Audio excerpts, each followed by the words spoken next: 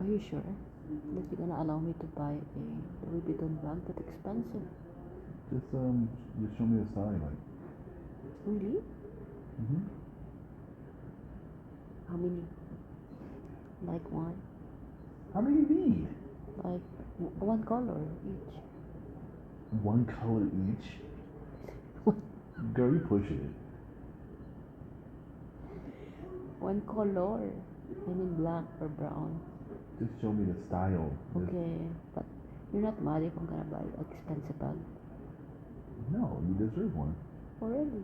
Actually, um, when Don't we mind. are not married yet, you allow me to buy a bag, but I said no, right? When we went to Yeah. Granada Mall, I think. Mm-hmm. Then I see the price, like, oh my god, really?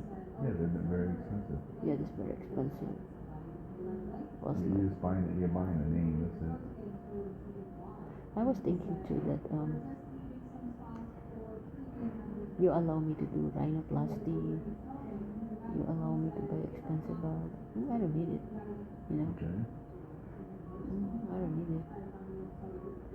I know you're gonna allow me to buy those things, but you are the most important thing in our child.